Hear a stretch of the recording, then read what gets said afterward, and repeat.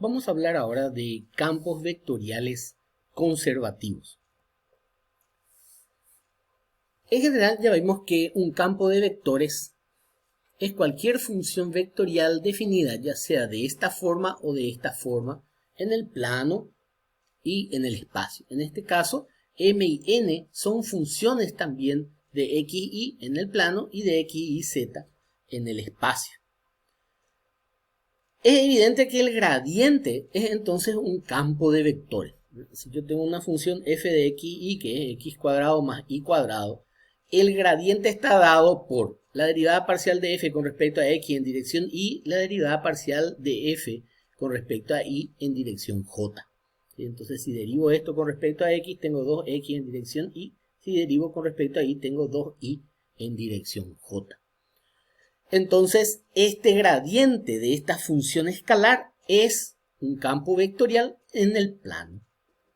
Análogamente, si tengo una función de tres variables, x cuadrado más y cuadrado más z cuadrado, por ejemplo, el gradiente de esta función va a ser la derivada de esto con respecto a x, 2x, la derivada con respecto a y, 2, y la derivada con respecto a z, 2z, y da origen a un campo de vectores en el espacio. Vamos a definir un tipo de campo vectorial especial que se denominan conservativos. Un campo vectorial se dice que es conservativo si existe una función escalar diferenciable f, tal que el campo es igual al gradiente de esta función. Y a esta función se le llama función potencial del campo f. Por ejemplo, el campo f dado por 2x en dirección y más y en dirección j es conservativo. Y para comprobar, basta tomar la función potencial f minúscula de x y igual a x cuadrado más un medio y cuadrado, que al derivar con respecto a x me da 2x en dirección y más y en dirección j. Quiere decir que el gradiente de esta función es igual al campo vectorial. Entonces el campo vectorial es conservativo. Hay un criterio muy especial para determinar la condición necesaria y suficiente para que el campo vectorial en el plano sea conservativo. Si f está dado de la forma m en dirección y más n en dirección j, donde m y n son funciones de x y, el campo será conservativo si y solo si la derivada parcial de n con respecto a x es igual a la derivada parcial de m con respecto a y. Este teorema exige que el dominio de f sea un disco abierto. Vamos a ver después por qué. Si R es simplemente una región abierta, la condición del teorema es necesaria, pero en general no suficiente para producir un campo de vectores conservativos. Ejemplo de campos no conservativos. Sea por ejemplo el campo vectorial f de xy igual a x cuadrado y en dirección y más xy en dirección j. Este no es conservativo. ¿Sí? Vamos a tomar esto como m y esto como n. Si hacemos la derivada parcial de m con respecto a y, nos da x al cuadrado. Si hacemos la derivada parcial de n con respecto a x, nos da y. Como esta cantidad no es igual a esta, entonces el campo no es conservativo. La misma cosa, este campo sí es conservativo. Tomando esto como m y este como n, la derivada parcial de m con respecto a y es 0 y la derivada parcial de n con respecto a x también es 0. ¿Sí? Entonces, si se cumple esta condición, este campo vectorial será conservativo. Lo que no dice esto es cómo hallar la función potencial.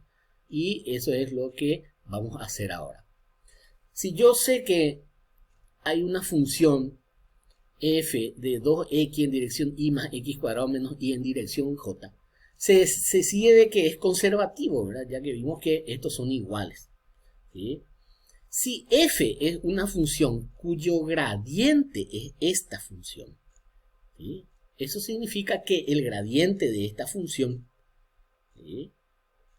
Que es 2xy en dirección y más x cuadrado menos y en dirección j, ¿sí? Tienen que cumplir estas condiciones.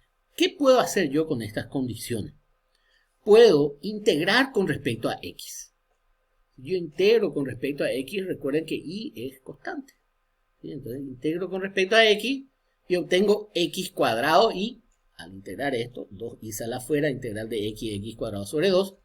¿Y qué me puedo poner como constante? Una función de y, ya que cualquier función de y, su derivada con respecto a x va a ser 0. Hago lo mismo con la segunda condición.